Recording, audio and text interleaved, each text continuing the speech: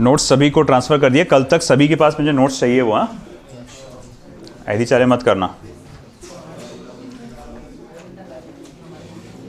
चलिए, तो पहला प्रॉब्लम ऐसा दिया हुआ है, four closed surface S1, S2, S3 and S4 together with charges -2q, q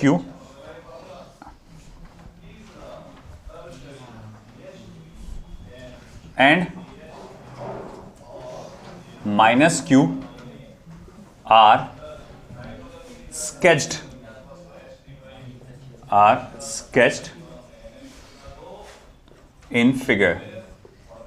are sketched in figure, full stop. Find the electric flux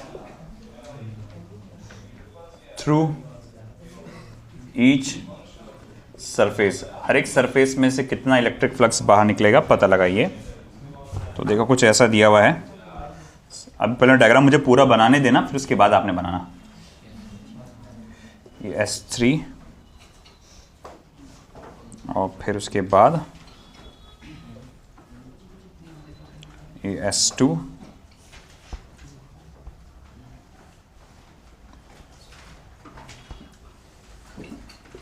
S1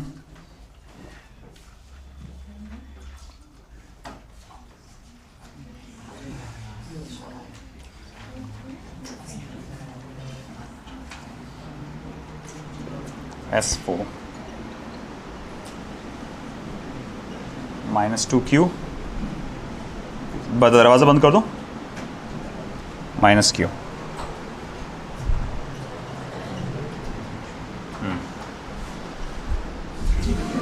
वापस खोल दो।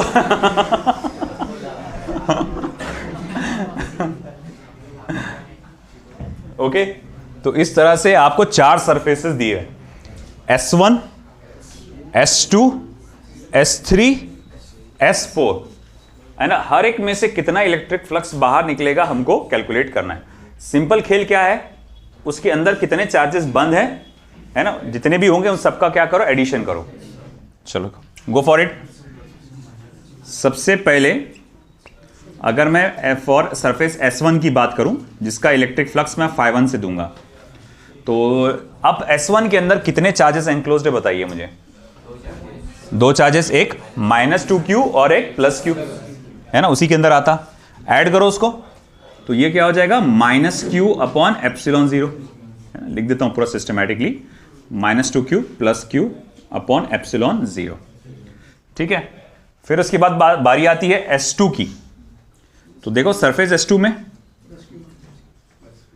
बोलो, हाँ बोलो बोलो बोलो, बिंदास बोलो, +q और -q। तो भैया उसमें आ रहा है +q एंड -q, ये 2 चार्जेस उसके अंदर बंद है। तो कुल मिला के वैल्यू फिर क्या हो जाएगी बेटा, यहां पे 0।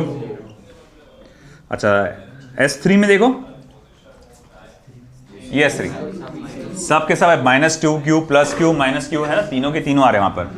तो -2q +q -q/ε0 कितना आ रहा हो, है ना, ये कट गया -2q/ε0। अच्छा ठीक है।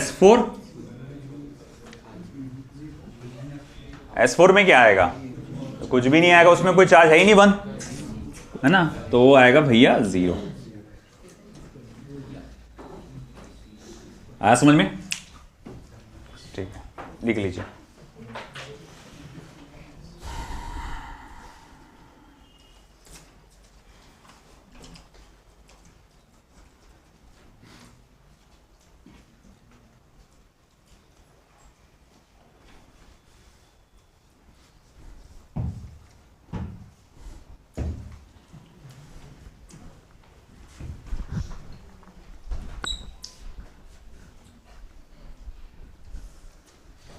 अगला क्वेश्चन वो राइट साइड में लिख रहा हूं मैं।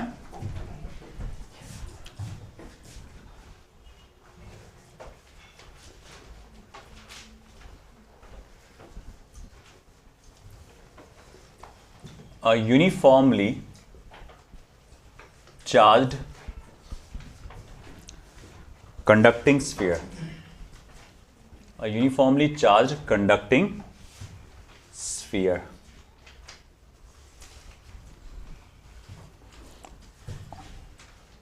of 2.4 diameter. 2.4 सेंटीमीटर है क्या? नहीं, 2.4 मीटर.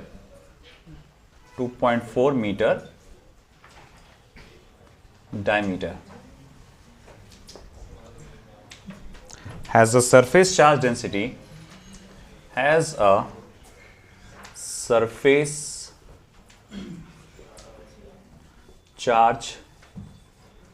density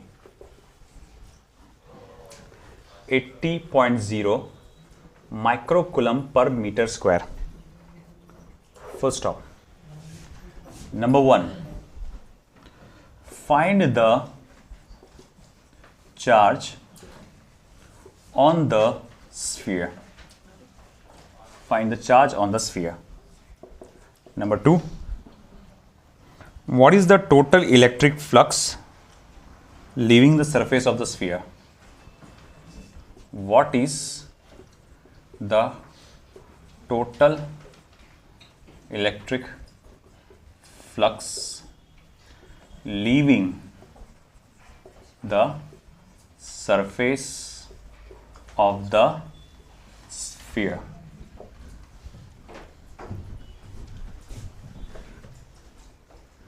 दो सवाल आपसे पूछे गए हैं इसमें.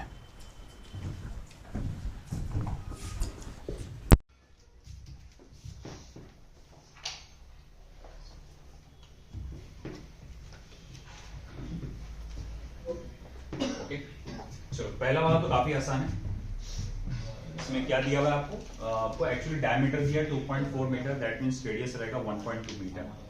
सरफेस चार्ज डेंसिटी दिया हुआ है आपको 80 माइक्रोकूलम पर मीटर स्क्वायर. आपको चार्ज निकालना है. Very easy. If I go for the first part, है ना, सिग्मा इज इक्वल्स टू, आप जानते हैं क्या होता है, क्यू बाय ए. इसका मतलब क्यू इज इक्वल्स टू क्या हो जाएगा बेटा, सिग्मा इंटू, देखो मैं लिख सकता हूं capital Q is equals to, what is sigma, 80 into 10 raise to power minus 6, और एरिया क्या हो जाएगा 4 पाई आर स्क्वायर. तो 4 पाई इंटू आर का स्क्वायर यानी कि 1.2 का स्क्वायर. तो अब देखो कैलकुलेशन, देखो पूरा कितना रहा, करो कैलकुलेट.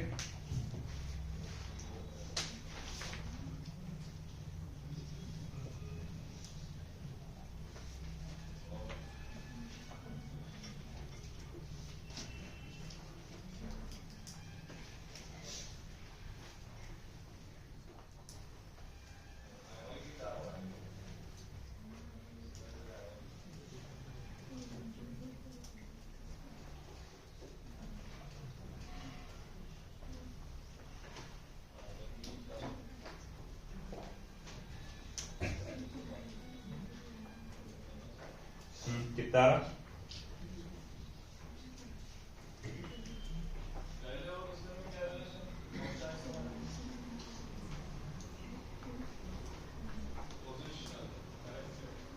1.2 का स्क्वायर, उसको 4 पाई से मल्टीप्लाई करना है, मल्टीप्लाई बाय 80.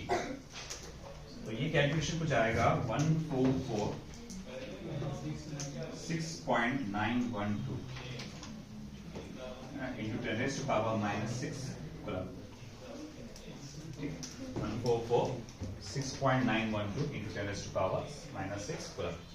अगर 3 डिजिट मैंने अंदर दे दिया इसको, 1 2 3, तो ये हो जाएगा -1.45 into 10 raise to power minus, approx में है ना, अप्रोक्सीमेशन में इसको -1.45.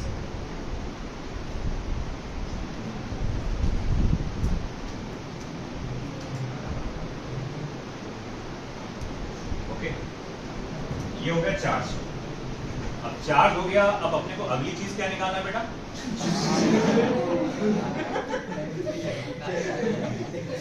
जय बोले आज मैं इसी में दुबला हो जाता बोले पूरा.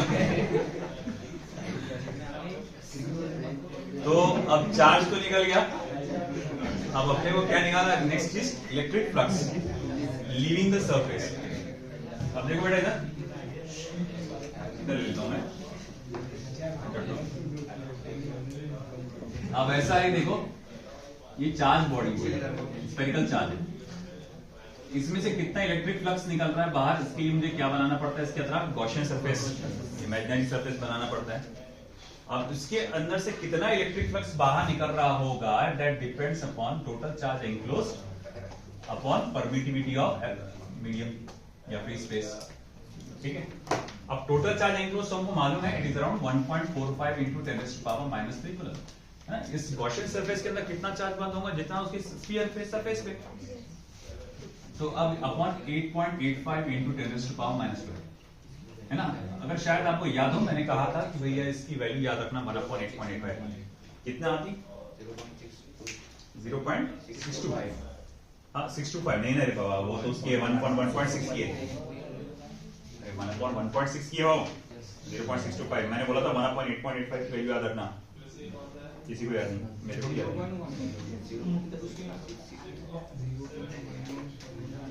0.11 है ना, तो 0.11 1.45 मल्टीप्लाई बाय 0.11 10⁻⁹ 9 समझ में आया ना। -12 जाएगा ऊपर, +12 हो जाएगा, -3 + 12 10⁻⁹। अब करो मल्टीप्लाई, देखो कितना आता, 1.45 मल्टीप्लाई बाय 0.4 कितना, 0.1595। तो ये हो जाएगा 0.1595 into 10⁻⁹। बहुत है, उसको आप ऐसे लिखेंगे 1.595 into 10⁸। और क्या आएगा उसके अंदर, फ्लक्स के लिए क्या आएगा, न्यूटन नहीं, फ्लक्स का ऐसा यूनिट क्या है, कूलम मीटर। मोमेंट क्या है वो, तो मैं भी भूल गया, चला फ्लक्स का ऐसा यूनिट क्या आएगा, E into A newton metre, नहीं न्यूटन मीटर नहीं है। E का क्या आता, कूलम पर मीटर स्क्वायर।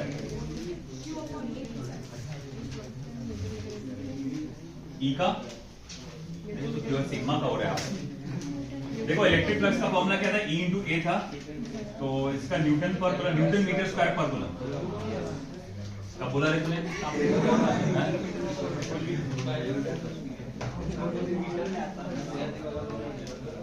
चलो क्या बोला, चलो नजर लगी मेरे को।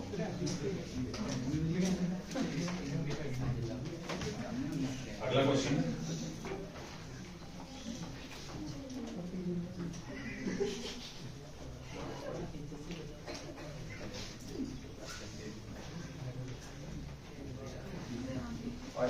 क्या बात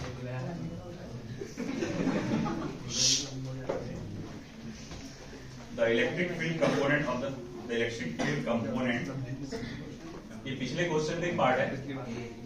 the electric field components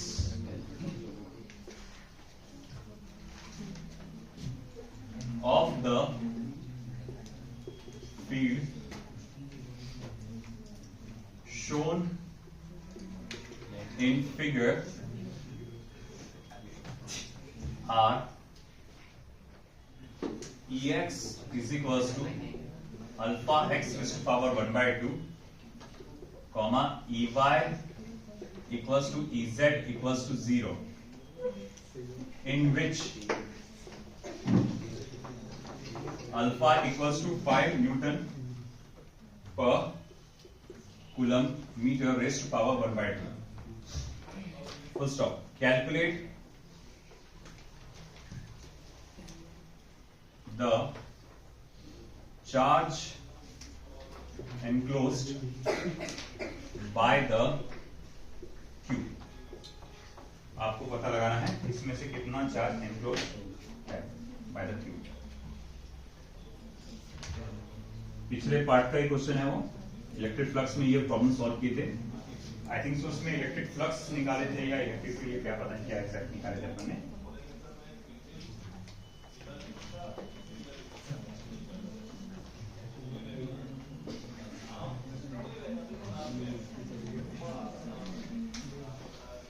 diagram बनाने थे मुझे, फिर उसके बाद कॉपी करना डायग्राम को।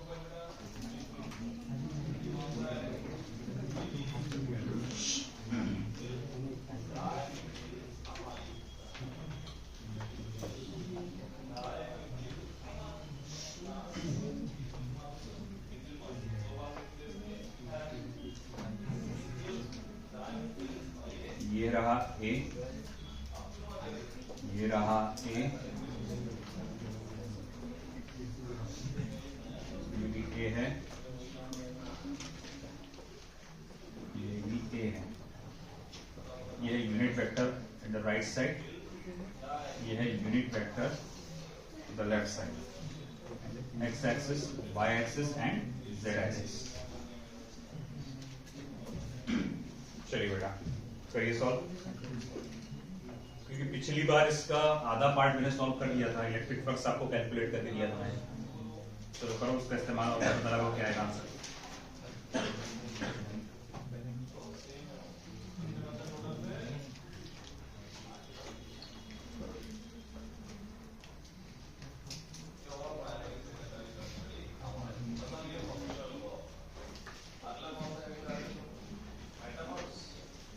सबसे पहले तो इलेक्ट्रिक फ्लक्स निकालो, जो ऑलरेडी निकाल चुके हैं पहले भी, है ना। इलेक्ट्रिक फ्लक्स का फॉर्मूला क्या था? Vector E dot vector D S. अब यहाँ पर जैसे कि आप लिखेंगे, यहाँ पर x की वैल्यू क्या है? 1/x raised to power 1/2 E in E out,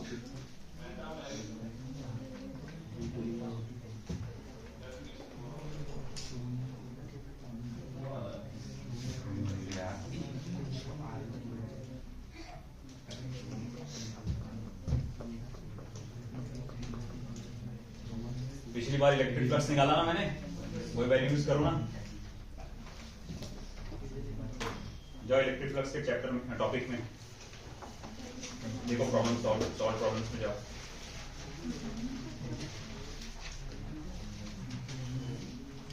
Mustafa कितनी बार बोलो, सजा के मत लिखो उसको, बस रैंडम बना। जो मेन चीज है उस पर ध्यान दे, इलेक्ट्रिक फ्लक्स के पार्ट पे जा, डायपोल से दूर। हाँ, फ्लक्स उसके बाद था कि डायपोल की पहले था? पहले था। क्या फ्लक्स है? आगे आगे आगे आगे और आगे जाओ और आगे। हाँ, बहुत ही समाज से जाओ। ये प्रॉब्लम देख सॉल्व किया हूँ मैंने, ये दिख रहा है ना। What is the net flux of the uniform electric? नहीं, ये तो कांस्टेंट वैल्यू बता, बटा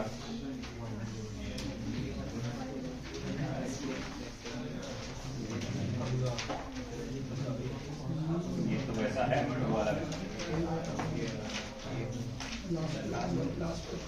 लास्ट क्वेश्चन है ना? हाँ, देखो निकालो इलेक्ट्रिक फ्लक्स क्या था, नेट इलेक्ट्रिक फ्लक्स क्या था उसमें? 5 नेट कितना था? 5√2 - 1 है ना, 5√2 - 1 न्यूटन मीटर स्क्वायर पर कूलम। ये हमारा वैल्यू था इलेक्ट्रिक फ्लक्स का। ऑलरेडी हम लोग पिछले इसमें हम लोग एल्यूट निकाल चुके थे, ठीक है। इसमें फाई इन फाई आउट करके मैंने कैलकुलेशन किया था। तो 5√2 - 1, आई थिंक ऐसे उसमें ए की वैल्यू 1 बताई गई ना, a = 1, अपन ने ऐसे ही किए थे इसमें। अब इलेक्ट्रिक फ्लक्स की वैल्यू आ गई, अब अपने को क्या निकालना है इसके अंदर, है ना, चार्ज एनक्लोज्ड। अब ऐसा है कि ठीक है, इलेक्ट्रिक फ्लक्स होता कितना फिर, है ना, by Gauss theorem, by Gauss theorem या गॉस लॉ। हम लोग कहेंगे net electric flux is equal to total charge enclosed upon epsilon 0। तो net total charge enclosed is equal to क्या रहेगा, बाय एप्सिलॉन 0 इनटू एप्सिलॉन 0। अब ये देखो, ये कितना है, 5√2 - 1 मल्टीप्लाई बाय 8.85 इंटू 10⁻⁻12। तो मल्टीप्लाई करो 5 से, 8.85 कितना रहा, 42.25। तो 42.25 इंटू √2 - 1 10⁻⁻12 है ना, न्यूटन मीटर स्क्वायर पर कूलम स्क्वायर। आगे इलेक्ट्रिक फ्लक्स पहले निकाल चुके थे तो वो बता नहीं रहा मैं वापस से। E इंटू ए, अच्छा चार्ज निकाल रहे थे ना सिर्फ कूलम है, मैंने फ्लक्स का यूनिट निकाला। ठीक है,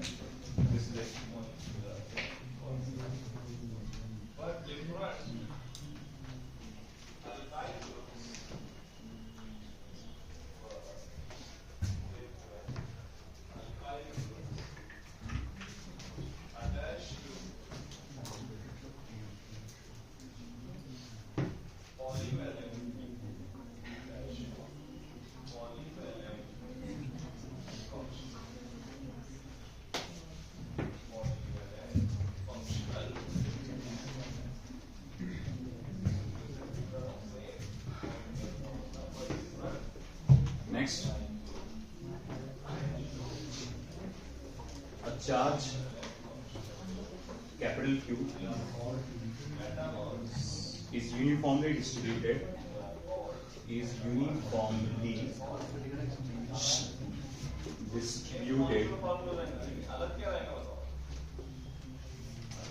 on a ring of radius small a. First up,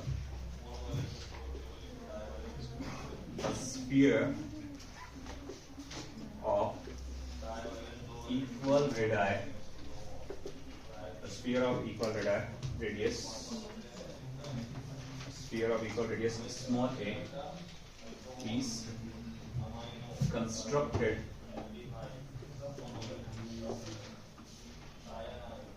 with its center at the periphery of the ring. Full stop. Find the electric flux.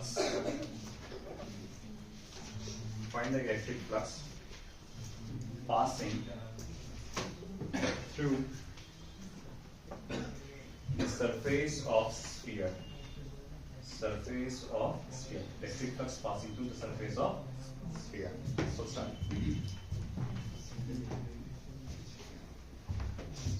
देखो भैया ये एक रिंग है जो पॉजिटिवली चार्ज रिंग है,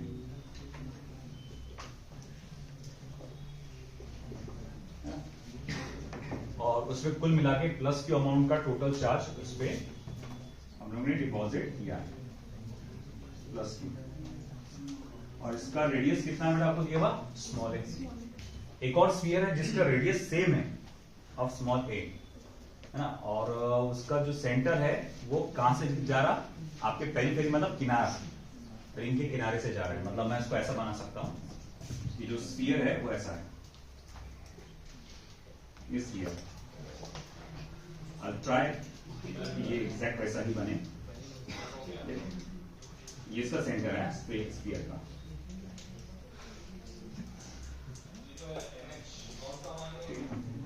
तो देखो स्फीयर का सेंटर रिंग का किनारा है ना, और रिंग का सेंटर स्फीयर का किनारा, स्फीयर का एज इस तरह से जा रहा है। तो भैया अब वो कह रहा है कि भाई पता लगाओ इसमें से कितना इलेक्ट्रिक फ्लक्स बाहर निकलेगा। मैं एक सिंपल सी बात बताता हूं कि अगर ऐसा ओवरलैपिंग होता है, चाहे आपका स्फीयर हो या चाहे आपके रिंग इस तरह से ओवरलैप करते हैं कि भैया एक का सेंटर दूसरे के एज के से जा रहा है या एक का एज दूसरे के सेंटर से जा रहा है, तो मैं आपको एक चीज मैं डायरेक्ट बताता हूं कि it will accumulate 1/3 of total charge. वो कितना अंदर बंद करेगा अपने, 1/3 ऑफ टोटल चार्ज, है ना। तो अब अपन जैसे कि जानते हैं हमारा जो फॉर्मूला है इलेक्ट्रिक फ्लक्स पूछा ना उसने, हाँ, तो जो हम लोग कहेंगे इलेक्ट्रिक फ्लक्स जो हमको दिया हुआ है वो क्या होता है, total charge enclosed upon permittivity of the medium, है ना। अब सवाल उठा कि इसके अंदर कितना चार्ज बंद होगा, क्योंकि जो अरेंजमेंट बताया गया है उस हिसाब से क्या होगा, 1/3 ऑफ टोटल चार्ज। तो मैं बोलूंगा देखो भाई टोटल चार्ज का 1/3 यानी Q/3 upon epsilon, Q upon 3 epsilon, this will be your answer. अगर एग्जाम में आया तो एग्जैक्ट यही प्रॉब्लम आएगी। ये प्रॉब्लम बहुत जगह रिपीटेड है, मैंने कई किताबों में देखा है ना। तो ये आएगा तो एग्जैक्ट यही आएगा जिसमें 1/3 चार्ज एनक्लोज्ड होता है, इतना डायरेक्ट याद रखो और उसको सॉल्व, ठीक है। Q/3 epsilon 0। कोई डायग्राम बनाकर देता है तो कोई गिरा के नहीं, गिरा वैसे गिरा देंगे।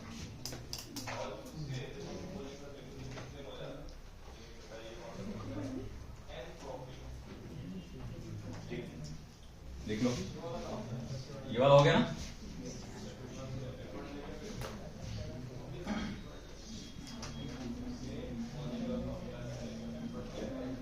Next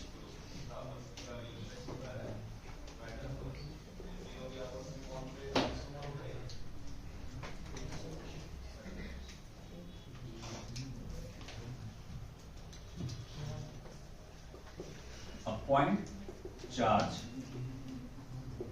plus Q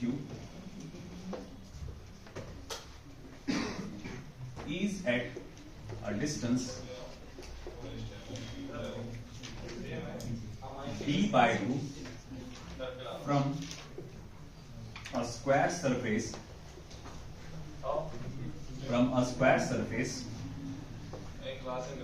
of side small d and is directly above the center of the square as shown in figure. Full stop. The electric flux through the square is तो देखो यहां एक चार्ज दिया Q which is a distance d by 2 from a surface of side D and directly above square surface of and directly above the center of the square as shown in figure. अच्छा diagram देखो यहां plot करना पड़ेगा। मान लो ये एक square surface है ना, इसका ये साइड d वैल्यू का है, ये साइड भी d वैल्यू का है और ये सेंटर ऑफ द स्क्वायर है और उसके एग्जैक्ट ऊपर यहां चार्ज रखा गया है which is value plus Q। अच्छा इसके सेंटर से कितना ऊपर रखा हुआ है d by 2 सेंटर से है ना ऊपर रखा, डिस्टेंस से ऊपर रखा था। अब ये बोल रहा है कि इसमें से कितना फ्लक्स बाहर निकलेगा एरिया में, जिसका एरिया d स्क्वायर करके आएगा उसमें से कितना फ्लक्स बाहर निकलेगा।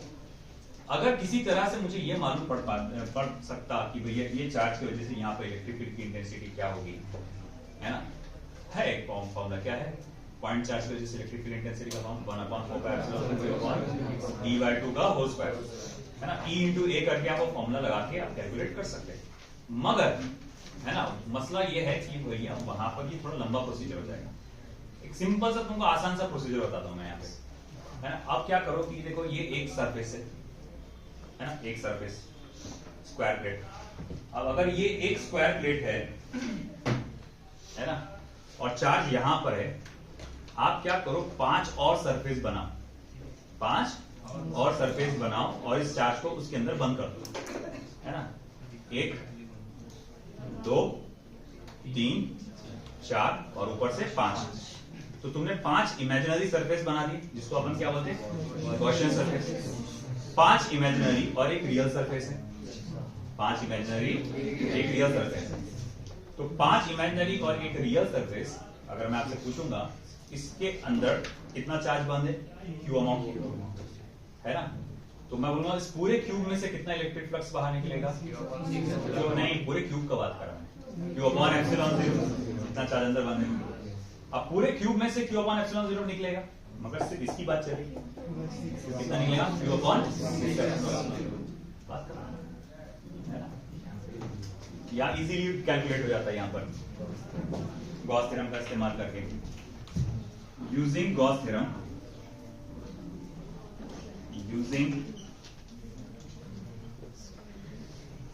गॉस थ्योरम या गॉस लॉ बोलेंगे जिसको अपन, total electric flux emerging through the entire cube, total electric flux to the entire glue is equal to Q upon epsilon 0। ठीक है, तो फिर मैं कहूंगा कि एक सरफेस में से कितना बाहर निकलेगा, फिर Q अपॉन 6 एप्सिलॉन। वही कैलकुलेशन आ गए।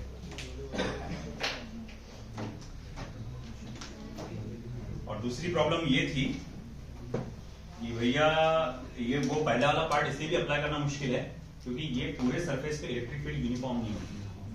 वो जो होता है ना फॉर्मूला E into A लगाते हैं अपन डायरेक्टली, उसमें इलेक्ट्रिक फील्ड यूनिफॉर्म होती है हर एक पॉइंट पर सरफेस की।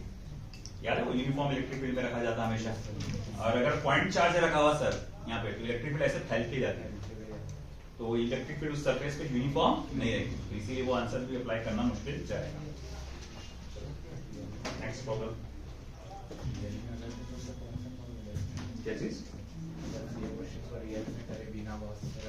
इंटीग्रेशन करना पड़ता, बहुत लंबा चौड़ा जाता। अब आगे next problem,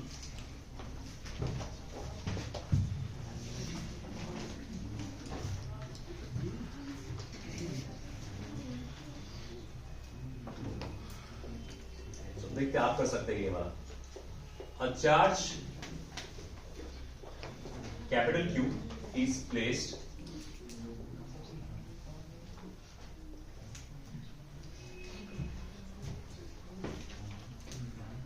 at mouth of conical flask.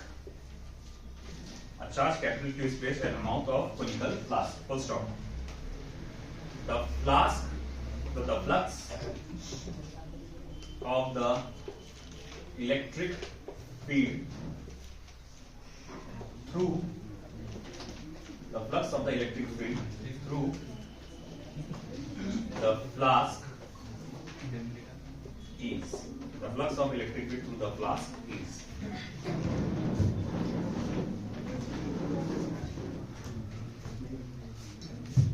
Conical flask बनाता हूं मैं यहाँ पे।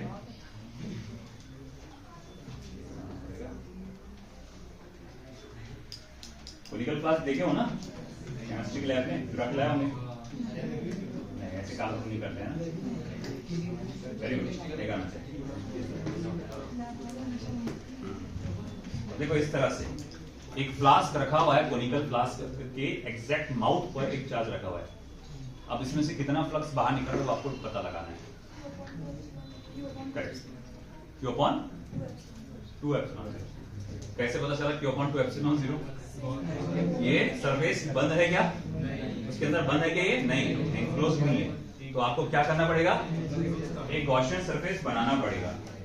तो इसमें आप इस तरह का एक गॉसियन सरफेस यानी इमेजिनरी सरफेस बनाएंगे, है ना। तो अब अगर मैं बोलूंगा, अब मैं कहूंगा कि अच्छा ठीक है भैया आप जरा बताओ तो ये नेट है ना, नेट फ्लक्स कितना बाहर निकलेगा।